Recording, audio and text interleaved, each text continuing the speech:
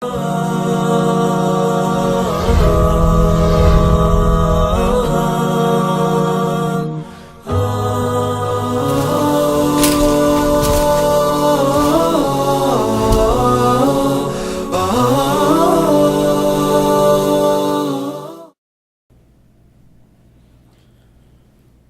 بالله من الشيطان الرجيم بسم الله الرحمن الرحيم الحمد لله رب العالمين أشهد أن لا إله إلا الله وحده لا شريك له وأشهد أن محمدا عبده ورسوله اللهم صل على محمد وعلى آله وأصحابه أجمعين رب اشرح لي صدري ويسر لي أمري واحلل عقدة من lisani yafqahu qawli.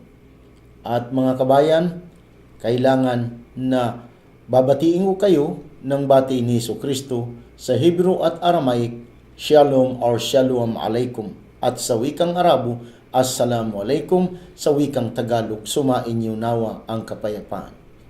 Mga kababayan, mga kapatid, ang tatalakayin ko ngayon dahil malapit na ang mahal na araw ng mga Kristiyanos ay itong original sin.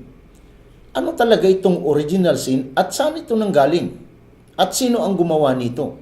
Una, may historical background na ito ay mula sa gawain ng mga paganong Romano at Grigo. Ngayon si Pablo ang nagpapahayag nito. Pero tingnan natin si Pablo kung sino siya. Sa Luke chapter 6 verses 13 to 16 or Matthew chapter 10 verses 2 to 4. Isang umaga, si Jesus ay tinawag niya ang kanyang mga alagad. Dahil magpili siya ng 12 na tinatawag ng mga apostol. Hindi 13, hindi 11, 12. Pagbasa ko sa Biblia, walang Pablo na nabanggit.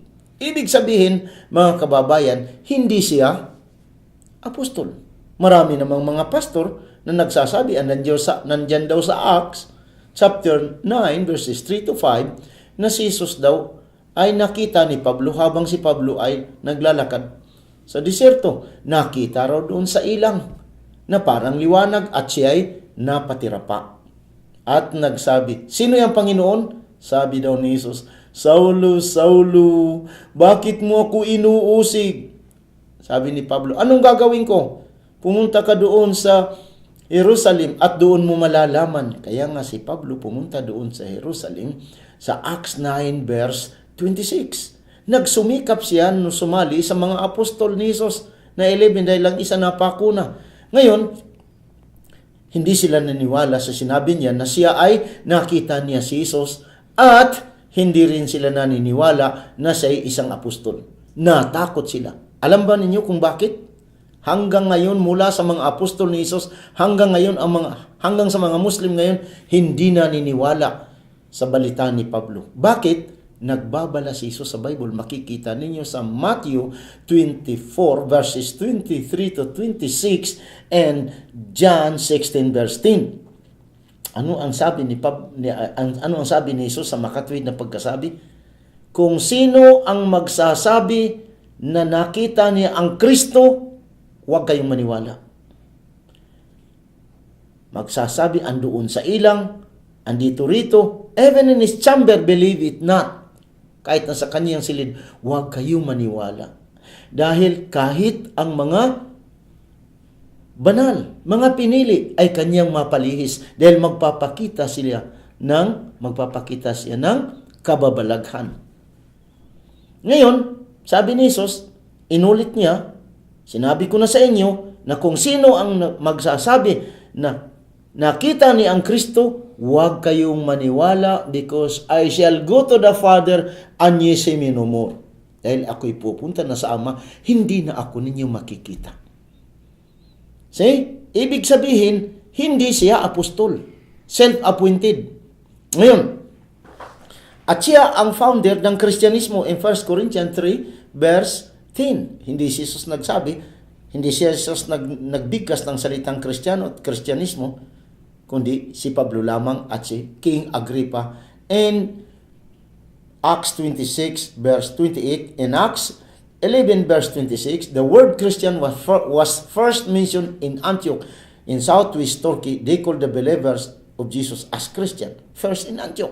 So, walang Christian sa panahon ni Jesus. Walang religion ng Kristiyano ngayon sa panahon ni Jesus. Sabi ng Christian World Encyclopedia, 1984, copyright, page 17, 22,190 religion of Christianity. Ngayon, pagtingin ko sa Acts 23 verse 6, sabi ni Pablo, pagpasok niya doon sa konsilyo, marami mga Parisiyo, yung sikta ng Hudiyo, at mga scriba, writers of the law.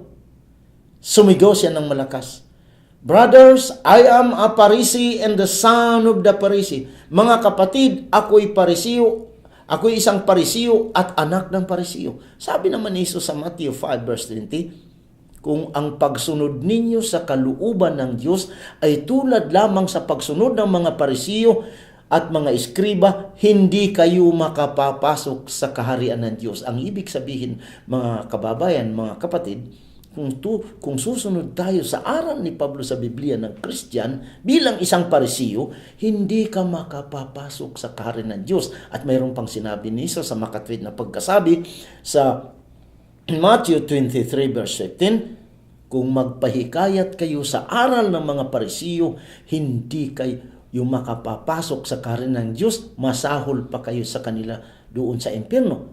Ngayon, nagbabala si Jesus sa Bible sa mga Christians. Sabi ni Jesus sa Matthew 16 verses 5 to 12, kasi ang mga apostol niya nagdebatihan tungkol sa pampatubo ng tinapay. Anong sabi ni Jesus? Hindi pa ba ninyo naintindihan? Hindi pampatubo ng tinapay ang ibig kong sabihin. Ang ibig kong sabihin, iwasan ninyo ang aral ng mga Parisiyo. In short, iwasan ninyo ang aral ni Pablo sa Biblia. Ngayon, ano ang aral ni Pablo sa Biblia? Tungkol sa original sin, nandyan sa Romans chapter 5, verse 19. Sabi ni Pablo, dahil sa isang tao, nagkasala ang lahat, at dahil sa isang tao, naligtas ang lahat. Anong ibig sabihin noon? Ang Romans 5 verse 19, dahil daw sa isang tao, nagkasala ang lahat, dahil daw sa aral na andoon sa Genesis 3 verses 6 to 9, si Adan daw at Eva kumain ng ipinagbabawal na kahoy. Kaya nga, nagmamana na raw ang lahat ng mga tao doon, na kahit ikaw ay isang, sabi ng pastor sa akin, kahit ikaw isang imam, pari, pastor, mabait sa mga magulang, mapagbigay, educator, hindi ka maging paradise, hindi ka makapunta ng paradise, hindi ka maliligtas sa makatwid na pagkasabi kung hindi ka maniniwala sa aral ni Pablo sa Philippians 2 verses 7 to 8 and Romans 5 verse 8 na si Jesus daw ay isang Diyos na naawa sa daigdig at naging tao upang magpakamatay sa krus dahil sa ating kasalanan, mag-sacrifice sa cross. Sabi ni Pablo sa 1 Corinthians 5 verse 7, for even Christ our Passover is sacrificed on the cross. Is sacrificed for us pala. Sabi ni Pablo, for even Christ our Passover is sacrificed for us. Pagdating sa sa Matthew 9 verse 13 in the King James Version, sabi ni Jesus, I will have mercy. Matthew 9 verse 13, I will have mercy and not sacrifice, for I am not come to call the righteous, but sinners to repentance. Awa ang sa akin, at hindi yung pagsakripisyo, meaning pagsakripisyo sa krus.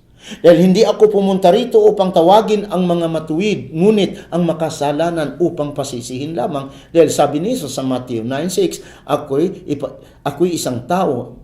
Sabi ni Jesus, ako'y anak ng isang tao na may kapangyarihan sa pagpapatawad ng kasalanan. Kung ako si Jesus, magsasabi lamang ako ng, pinatawad ko na kayo. Ay tapos na. Tapos ng lahat. Ligtas na kayo. No need of sacrifice. Anong ginawa ng today's English version? Ginawa nilang sacrifice sa hayop. Samantala si Pablo, hindi. Si Jesus daw ang nag-sacrifice sa krus. Naawa daw sa daigdig. Yun ang explanation ng John 3:16-18, For God so loved the world that He gave His only begotten Son, that whosoever believeth in Him shall have eternal life. For those who do not believe the begotten is condemned already. Naawa daw ang Diyos sa daigdig, naging laman at nagpakamatay sa cross. Where can you find from the Bible na si Jesus nagsabi sa Israel? Kaysa Matthew 15:24, doon man siya pinadala sa Israel upang hanapin ang naligaw. Bakit hanapin ang naligaw? Luke 19:10, sabi ni Jesus, patunayan ko sa inyo na ang anak ng tao ay punta ng Israel upang hanapin ang naligaw, upang iligtas. Saan sa Bible si Jesus nagsabi? Taga-Israel, ako ang Diyos naging laman. Gusto kong ipako, naging tao ako. Gusto kong ipako ninyo ako sa krus dahil sa kasalanan ni Adan at Eva na inyong pinagmamana. Wala kang makikita sa Bible. Ang makikita mo sa Matthew 26:39, si Jesucristo nagdasal. Nagpatira pa siya, lumakad ng konti sa unahan at nagpatira pa. At nanalangin, Ama, kunin mong sarong paghihirap na ito, hindi aking matutupad kundi sa iyo. Muslim si Jesus. Bakit? Ang definition ang meaning ng Islam ay kapayapaan. Ang kanyang definition, pagsunod sa kalooban ng nag-iisang tunay na Panginoon na karapat dapat sambahin. Kung ikaw ay susunod na sa kalooban o batas ng isang Panginoon na karapat dapat sambahin, tunay na Panginoon na karapat dapat sambahin, ang tawag sa iyo sa wikang Tagalog ay mananampalataya. Sa wikang Arabo, Muslim. Ang Muslim hindi yung taga Mindanao, hindi itong mga Arabo, dahil may Muslim na Pampangueño, may Muslim na Ilocano at iba pang mga tribes. So ang ibig sabihin ng Muslim ay mananampalataya, yung sumunod sa kalooban o batas na nag-iisang tunay na Panginoon na karapat dapat sambahin. Kung may magtatanong, bakit ang binansagan ng mamamatay tao? Siyempre, sinalakay sila ng mga Romano Katoliko at ilibing na buhay, sunugin na buhay, nagdipinsa lang sila sa kanilang sarili. So, sila pa ang sinatawag na masama. Ngayon, pagkatapos, sa Hebrew 5:7, si Jesus ay nanalangin, sumamo sa Diyos, umiiyak sa Diyos na may kapangyarihan na makapagliligtas sa kanya sa kamatayan. At siya ay dininig dahil sa lubusan niyang pagpakumbaba. Ang ibig sabihin, ang target ni Jesus, ang sadya niya na nanalangin upang hindi mamamatay. Yun. Ngayon, dahil dininig, dingin lang ba hindi iligtas? Pagdating sa John 10:39, in the Revised Standard Version of the Bible, sabi ni John, again they tried to arrest him, but he escaped from their hands. See? At tinangka na naman siyang dakpin at nakatalilis mula sa kanilang mga kamay. Pero sa Bible natin, na magandang balita Biblia, kinuha ng mga kamay, nakatalilis lamang. See? Kaya nga English ang ginamit ko. So, saan si Jesus pumunta? At sino ang napako sa krus? Para sa original sin. John 7, verses 32 to 36, and John 8:21. Ito sa makatuwid na pagkasabi ng si Jesus ay napaligiran na ng saserdote at mga kawal. Ibig sabihin ng saserdote, mga pari. Sinabi niya sa kanyang mga kasamahan, kaunti na lang na panahon ang ating pagsama-sama. Dahil babalik na ako sa nagsugo sa akin. Hahanapin ninyo ako, hindi ako ninyo makikita. Dahil hindi kayo makakapunta sa aking paroroonan. At mamamatay kayo ng inyong mga sariling mga kasalanan. Ang mga Christian ngayon, umaasa na si Jesus daw ay nagpakamatay na sa kanilang kasalanan ayon sa sinusunod nila kay Pablo sa Colossians chapter 2 verse 14 na lahat ng mga kasalanan ng sangkatauhan na naniniwala na si Jesus ay nagpakamatay sa krus ay ligtas na. Kaya nga, kumakain na sila ng karning baboy, nag-premarital sex na sila, buntis muna bago kasal, nagsusugalan na sila, umiinom na sila ng alak, nagdidiskuhan na. Lahat ng mga karumalduman na trabaho ni Diablo, ginagawa na nila. Dahil napako na raw si Jesus sa krus, sabi ni Pablo sa kanilang aral sa Colossians chapter 2 verse 14. Yan ang original sin. Dahil daw dyan, si Jesus nagpakamatay. So, hindi si Jesus napako. At siya'y nagdasal, nakaligtas mula sa kanilang mga kamay, pumunta sa langit. Sinong nakakita ngayon pagpunta sa langit? Acts 1 verse 11, taga Galalya, bakit kayo nakatingala sa langit? Sumagot ang taga Galalya, itong si Jesus, tinitingnan namin habang umaakyat sa langit at siya'y magbabalik. See? So, sino ngayon ang napako sa krus? King James Version, chapter 13, verses 18 to 19. Ganito ang pagkasabi ni Jesus. In short, or in a nutshell, I know whom I have chosen. Alam ko kung sino ang aking pinili. That this scripture may be fulfilled, na itong kasulatan ay matutupad. A man that ate bread with me hath lifted up his heel against me. Itong kasama ko, itong tao na kasama ko kumain ng tinapay ay magkakanulo laban sa akin. Now I tell you before it come. Ngayon sasabihan ko kayo sa hindi pa yan mangyayari. That when it is come to pass, you may believe that I am He. Maniniwala kayo na ako ay siya. Saan? Sa krus. Hanggang ngayon, pinaniniwalaan ninyo na si Jesucristo ang sa krus. Dito naman sa ibang Bible, to this English version, ang nasabi doon, you may believe that I am who I am. Ako ay ako. Si Jesus ba? Ang dalawa bang Jesus ang kumakain ng tinapay? Si Jesus ba ang nagkanulo sa kanyang sarili? So, twisted ito mga kababayan. Sabi ng today's English version, Zephaniah 3, verse 4, the priest twisted the law to their own advantage. Ang mga pari ay niyurakan nila ang batas para sa kanilang kapakanan. At sa Jeremiah chapter 8, verse 8, the dishonest scribe changed the law. Ang mandarayang manunulat ay pinalitan nila ang batas. Kaya nga mga kabayan, maliwanag na si Jesucristo ay hindi napako sa krus, kundi si Judas Iscariote. Ngayon, John 8:29, sabi ni Jesus, ang nagsugo sa akin ay palagi kong kasama. Hindi ako niya pababayaan dahil palagi ako gumagawa ng ikalulugod niya. Pagdating ngayon sa Matthew 27 verse 46, Diyos ko, bakit mo ako pinabayaan? Hindi si Jesus kasi pinabayaan.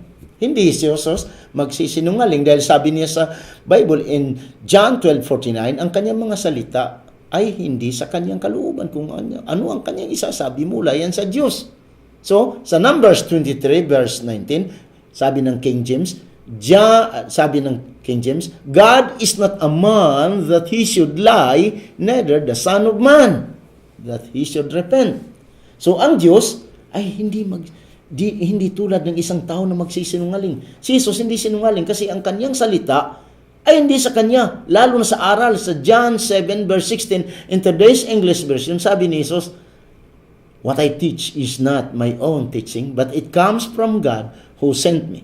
Ngayon, dito na tayo sa mga bata bininyagan ng mga pari. Sabi ng Pilipinista na pari, pag magbinyag daw sila, ganito, sa baba daw ng paradise, the Lord be with you, 25, baba ng paradise. Pero daw kung 500, medyo malapit-lapit sa paradise, the Lord be with you. Ganyan. In-interviewed ko sila, ganyan.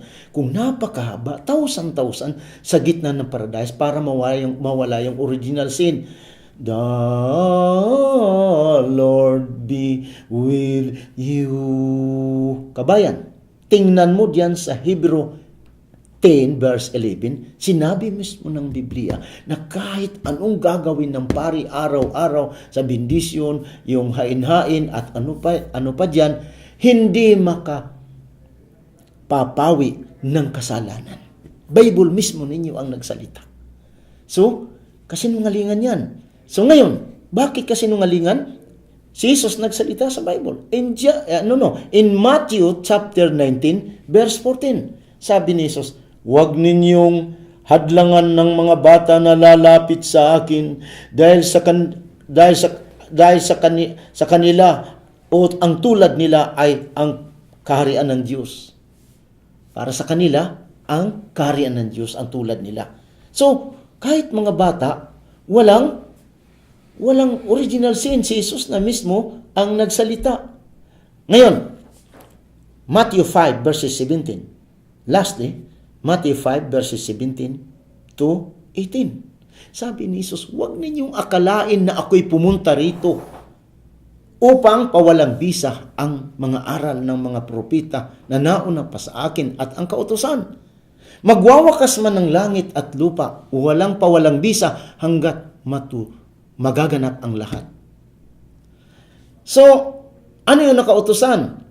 Jeremiah 31:30, Ezekiel 18:20, Deuteronomy 24 verse 16, 2 Chronicles 25 verse 4. Sabi ng Panginoon kay Moses, "Moses, the son shall not be put to death for the sin of their father, neither shall the father be put to death for the sin of their son, but every man shall die for his own sin."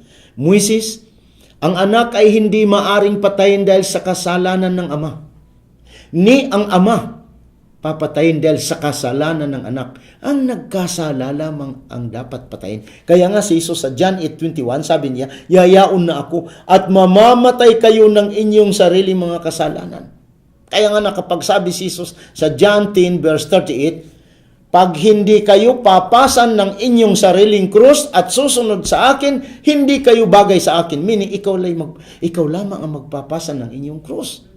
So ngayon, ibig sabihin, hindi sinong anak? Si Jesus. Sinong ama? Si Adan. Kailangan hindi siya patayin dahil sa kasalanan ng ama at ang ama kasalanan ng anak. Ang nagkasala lamang ang dapat patayin. Sabi ni Jesus sa Matthew 5:17-18, kailangan tuparin. Hindi pa walang bisa hanggang magaganap ang lahat. Anong sabi ni Pablo? Sa sinabi ni Jesus? Salungat. Salungat talaga. Alam mo kung bakit? Andyan sa Acts 26 verse 11, sabi ni Pablo, "Pinaparusahan ko ang mga tao na hindi nagsasalita labang kay Jesus." Sabi niya sa Acts 13:39, Romans 3:20, Romans 4 verse 15, at Galatians 2 verse 6, "Huwag kayo tumupad sa batas ni Moises." So, sino ang hindi daw makatarungan? Sino ngayon ang ating panigan? Si Pablo o si Jesus? Sabi ni Jesus sa Matthew 12 verse 30, "Anyone who is not for me is really against me." Kung sino man ang hindi panig sa akin, ay laban sa akin. John 14:24, sabi ni Jesus, nagsalita siya, "Ang hindi umiibig sa akin, hindi tumutupad ng aking mga salita." At lastly, sabi ni Santiago 1:22, "Mamuhay kayo ayon sa salita ng Diyos. Kung ito'y pinakikinggan lamang at hindi ninyo isinasagawa, dinadaya ninyo inyong sarili." Kaya nga mga kababayan, dito na lamang po, sana ay gabayan kayo ng aking sinasabi mula sa inyong Biblia at lalo na sa Quran. Sabi ng Allah, "Wala taziru waziratu wizra ukhra," and no bearer shall bear the burdens of another burdens. Meaning, ang kasalanan mo, ikaw lang magpapasan, huwag ipapasan sa iba. Assalamualaikum.